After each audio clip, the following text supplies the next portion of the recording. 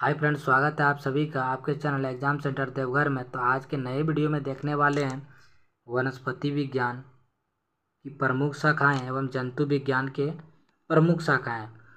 एक ऐसा most important topic है जो सभी एग्जामों में बार बार पूछे जाते हैं। तो स्टार्ट करते हैं। अगर आप लोग नए हैं तो चैनल को सब्सक्राइब करके वीडियो को लाइक करें और शेयर ज़रूर करें। तो बढ़ते हैं, पहला प्रश्न को देखते हैं हम लोग। घासों के अध्ययन को क्या कहा जाता है? तो घासों के अध्ययन को क्या कहा जाता है? तो घास विज्ञान कहा जाता है या एग्रो एस्ट्रोलॉजी कहा जाता है। घासों के अध्ययन को क्या कहा जाता है? तो एग्रो एस्ट्रोलॉजी या घास विज्ञान कहा जाता है। शैवालों के अध्ययन को क्या कहा जाता है? तो एल्गोलॉजी कहा जाता है। याद रखेंगे, शैवालों के अध्ययन को क्या कहा जाता है? तो एल्गोलॉजी कहा जाता है। एक और होता है, शैवालों के अध्ययन को फाइकोलॉजी भी कहा जाता है। याद रखेंगे, दोनों एल्गोलॉजी भी कहा जाता है और फाइकोलॉजी भी कहा जाता है। आंतरिक संरचना के अध्ययन को क्या कहा जाता है? तो एनाटॉमी कहा जाता है। याद रखेंगे आप लोग, आंतरिक संरचना के अध्ययन को क्या कहा जाता है? तो एनाटॉमी कहा जाता है। पुष्पों के अध्ययन को क्या कहा जाता है? तो एंथियोलॉजी कहा जाता है। पुष्पों के अध्ययन को क्या कहा जाता है? तो एंथियोलॉजी कहा जाता है। जीवाणुओं के अध्ययन को क्या कहा जाता है? तो बैक्टीरियोलॉजी कहा जाता है या जीवाणु विज्ञान कहा जाता है। याद रखेंगे, दोनों जीवाणु विज्ञान या बैक्टीरियोलॉजी कहा जाता है। जीवाणुओं के अध्ययन को क्या कहा जाता है? तो बैक्टीरियोलॉजी कहा जाता है। ब्रायोफाइटा के अध्ययन को क्या कहा जाता है? तो ब्रायोलॉजी कहा जाता है। ब्रायोफाइटा के अध्ययन को क्या कहा जाता है? ब्रायोलॉजी कहा जाता है। पादपों में रोगजन्य गांठों पादप कैंसर के अध्ययन को क्या कहा जाता है? तो कैसिडोलॉजी कहा जाता है। पादपों में रोगजन्य गांठों पादप कैंसर के अध्ययन को कैसिडोलॉजी कहा जाता है। कैसिडोलॉजी कहा जाता है। याद रखेंगे आप लोग, कैसिडोलॉजी कहा जाता है। आगे के प्रश्न को देखते हैं। वृक्षों की आयु के अध्ययन को क्या कहा जाता है? तो डेंड्रोक्रोनोलॉजी कहा जाता है। वृक्षों की आयु के अध्ययन को क्या कहा जाता है? तो डेंड्रोक्रोनोलॉजी कहा जाता है। डेंड्रोक्रोनोलॉजी कहा जाता है। वृक्षों की आयु के अध्ययन को क्या कहा जाता है? आप लोग याद रखेंगे, वृक्षों के झाड़ियों के अध्ययन को क्या कहा जाता है? तो डेंड्रोलॉजी कहा जाता है। डेंड्रोलॉजी कहा जाता है। वृक्ष एवं झाड़ियों के अध्ययन को डेंड्रोलॉजी कहा जाता है। और डेंड्रोक्रोनोलॉजी वृक्ष की आयु का अध्ययन को क्या कहा जाता है? डेंड्रोक्रोनोलॉजी। याद रखेंगे, दोनों आप लोग, मोस्ट इंपॉर्टेंट क्वेश्चन है।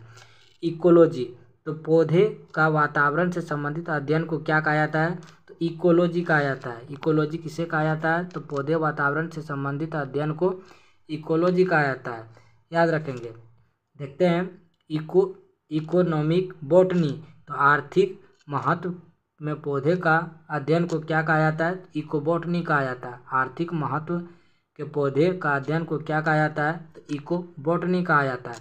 आदिवासियों द्वारा पादप के उपयोग का अध्ययन को क्या कहा जाता है? तो एथनोबॉटनी कहा जाता है।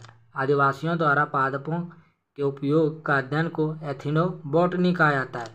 याद रखेंगे आप लोग, वनों के अध्ययन को क्या कहा जाता है? तो फॉरेस्ट्री कहा जाता है। वनों के अध्ययन को क्या कहा जाता है? फॉरेस्ट्री कहा जाता है। आगे के प्रश्न को देखते हैं। अन्य ग्रहों पर संभावित जीवों की उपस्थिति के अध्ययन को क्या कहा जाता है? तो एक्सोबायोलॉजी कहा जाता है। एक्सोबायोलॉजी कहा जाता है। अन्य ग्रहों पर संभावित जीवों का उपस्थिति के अध्ययन को क्या कहा जाता है? तो एक्सोबायोलॉजी कहा जाता है। कृत्रिम जीन्स का निर्माण व हस्तांतरण के अध्ययन को क्या कहा जाता है? तो जेनेटिक इंजीनियरिंग कहा जाता है। जेनेटिक इंजीनियरिंग कहा जाता है। कृत्रिम जीन्स का निर्माण व हस्तांतरण के अध्ययन को जेनेटिक इंजीनियरिंग कहा जाता है। याद रखेंगे, सभी इंपॉर्टेंट प्रश्न है। लाइकेन का अध्ययन को क्या कहा जाता है? तो लाइकेनोलॉजी कहा जाता है। लाइकेन के अध्ययन को क्या कहा जाता है? तो लाइकेनोलॉजी कहा जाता है। सूक्ष्म जीवों के का अध्ययन को क्या कहा जाता है? तो माइक्रोबायोलॉजी कहा जाता है। सूक्ष्म जीवों के अध्ययन को क्या कहा जाता है? तो माइक्रोबायोलॉजी कहा जाता है। याद रखेंगे दोस्तों, सभी इंपॉर्टेंट प्रश्न है और कहीं ना कहीं एग्जाम में पूछे गए प्रश्न है ये सब।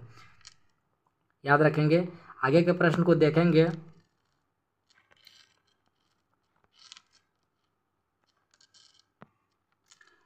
कवकों का वैज्ञानिक अध्ययन का नाम क्या है?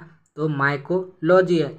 सीधा याद रखेंगे आप लोग, कवकों के अध्ययन को माइकोलॉजी कहा जाता है। कवकों के अध्ययन को माइकोलॉजी कहा जाता है।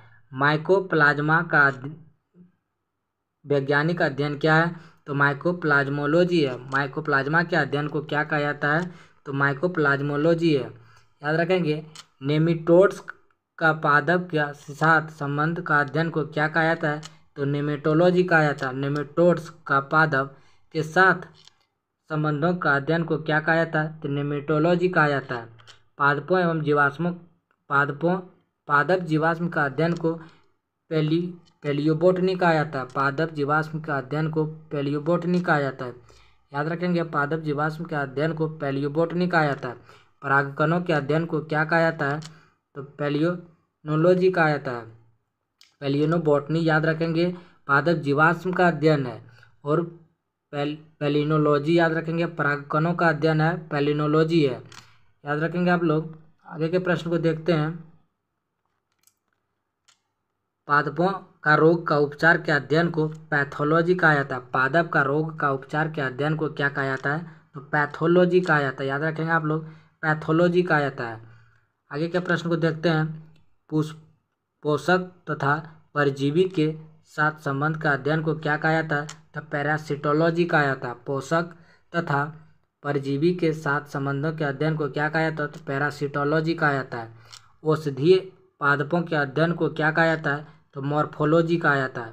औषधीय पादपों के अध्ययन को क्या कहा जाता है?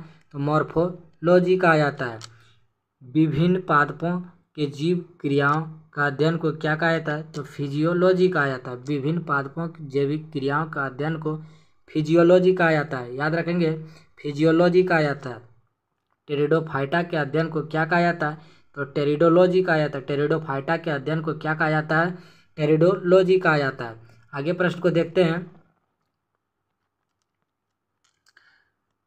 पौधे के वातावरण व उसके कारणों का अध्ययन को क्या कहा जाता है? तो फाइटोजियोग्राफी कहा जाता है। पौधे के वातावरण व उसके कारणों के अध्ययन को फोटोजियोग्राफी कहा जाता है। अंतरिक्ष तथा वायुमंडल में स्थित पादपों के अध्ययन को क्या कहा जाता है? तो स्पेस बायोलॉजी कहा जाता है। स्पेस बायोलॉजी कहा जाता है। स्पेस बायोलॉजी कहा जाता है। अंतरिक्ष तथा वायुमंडल में स्थित पादप का अध्ययन को स्पेस बायोलॉजी कहा जाता है। बीजों के अध्ययन को क्या कहा जाता है? तो स्पर्मोलॉजी कहा जाता है। याद रखेंगे आप लोग, बीजों के अध्ययन को स्पर्मोलॉजी कहा जाता है। सूर्य के प्रभाव से चिकित्सा के कारण की प्रक्रिया को क्या कहा जाता है? तो हेलियोथेरेपी कहा जाता है। हेलियोथेरेपी कहा जाता है। सूर्य के प्रभाव से चिकित्सा करने की प्रक्रिया को हेलियोथेरेपी कहा जाता है। याद रखेंगे, इंपॉर्टेंट प्रश्न बन रहे हैं ये। सूर्य के प्रभाव से चिकित्सा करने की प्रक्रिया को हेलियोथेरेपी कहा जाता है। आगे के प्रश्न को देखते हैं। इस शाखा के अंतर्गत जल संवर्धन का अध्ययन किया जाता है। तो जल संवर्धन का अध्ययन किस शाखा के अंतर्गत किया जाता है? तो हाइड्रोपोनिक्स के अंदर। जल संवर्धन का अध्ययन किस शाखा के अंदर किया जाता है? तो हाइड्रोपोनिक्स के अंदर। तो वनस्पति विज्ञान की प्रमुख शाखाएं कंप्लीट हो चुके हैं। अब थोड़ा सा देख लेते हैं जंतु विज्ञान की प्रमुख शाखाएं को देखते हैं। जंतु विज्ञान की प्रमुख शाखाएं, और याद रखेंगे दोस्तों, सभी इंपॉर्टेंट प्रश्न हैं, बिना स्किप किए हुए वीडियो को देखेंगे। आगे देखते हैं।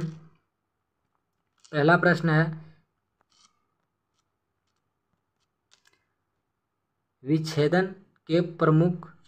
विक्षेपण के द्वारा शरीर विधियों अंगों की रचना का प्रदर्शन करना क्या कहलाता है? तो एनाटॉमी कहलाता है।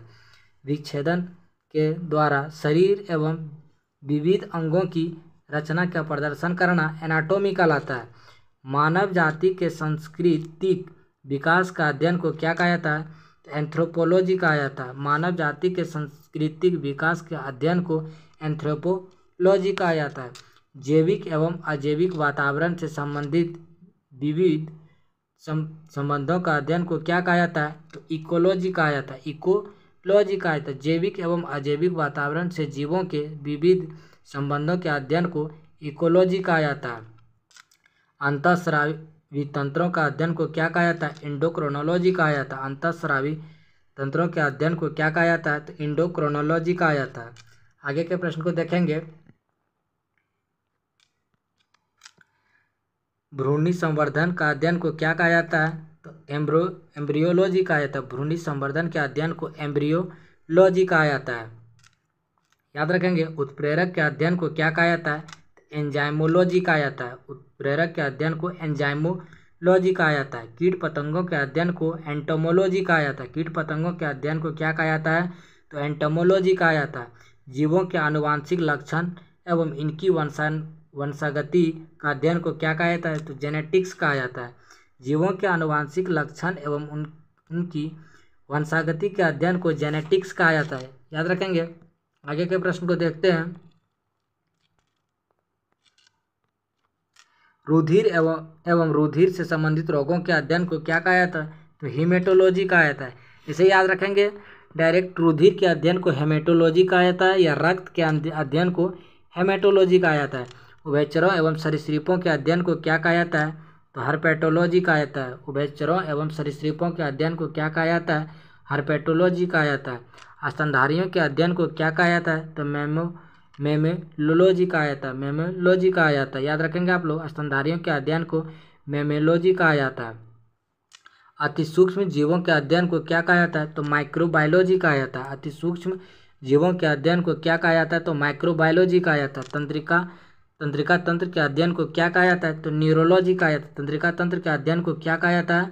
न्यूरोलॉजी कहा जाता है। दंत विज्ञान से संबंधित अध्ययन क्या कहलाता है? ओडोंटोलॉजी कहलाता है। याद रखेंगे। दंत विज्ञान से संबंधित अध्ययन को क्या कहा जाता है? तो ओडोंटोलॉजी कहा जाता है। पक्षियों के अध्ययन को क्या कहा जाता है? तो ऑर्निथोलॉजी कहा जाता है। पक्षियों के अध्ययन को क्या कहा जाता है? तो ऑर्निथोलॉजी कहा जाता है। याद रखेंगे आप लोग। ऑर्निथोलॉजी कहा जाता है। रोगों की प्रकृति लक्षणों के कारण अध्ययन को क्या कहा जाता है? तो पैथोलॉजी कहा जाता है। रोगों की प्रकृति लक्षणों एवं कारणों के अध्ययन को पैथोलॉजी कहा जाता है। जीवों पर विकिरण प्रभाव के अध्ययन को क्या कहा जाता है? रेडियोलॉजी कहा जाता है। जीवों पर विकिरण प्रभाव के अध्ययन को क्या कहा जाता है? तो रेडियोलॉजी कहा जाता है।